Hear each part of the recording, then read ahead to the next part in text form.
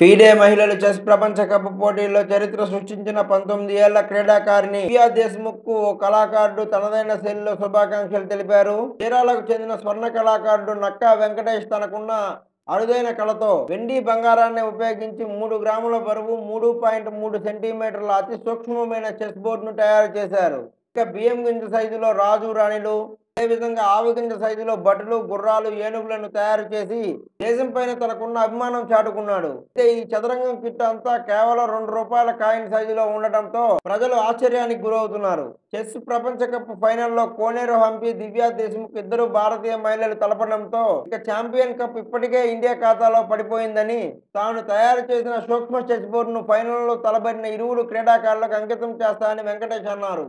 గతంలో కూడా జాతీయ పతాకాలు, అమరవీరుల స్తూపాలు, ఆలయాలు ఇలా అనేకమైన సూక్ష్మ కళారూపాలను తయారు చేశాయని వెంకటేష్ తెలిపారు.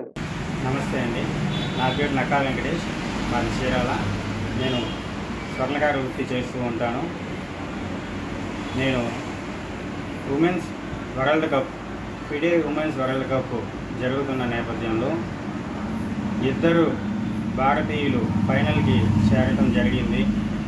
మన భారతదేశానికి కప్పు వస్తుందని చెప్పి ఈ సందర్భంగా నా తరపు నుంచి కూడా నా వృత్తితో నాకున్న ఇదితో 3x3 సెంటీమీటర్ సైజులో చెస్ మ్యాటు, అలాగే కాయిన్స్ తయారు చేయడం జరిగింది.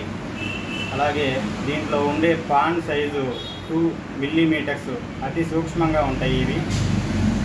అదేవిధంగా ఫైనల్ మ్యాచ్లో తలపడుతున్న కోనేరు హంపి గారు, దివ్యా దేశ్ముఖ్ గారు మన భారతదేశం తరఫున ఫైనల్కి వెళ్ళినందుకు గర్విస్తున్నాము.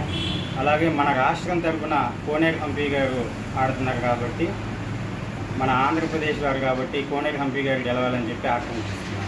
నేను గతంలో కూడా వరల్డ్ కప్ జరుగుతున్న సమయంలో అతి సూక్ష్మంగా world cup cricket bat, ball, stumps, గ్లౌజులు, హెల్మెట్ తయారు చేయడం జరిగింది. అలాగే విజయస్తూపం 75 స్వతంత్ర దినోత్సవ సందర్భంగా విజయస్తూపం తయారు చేశాను.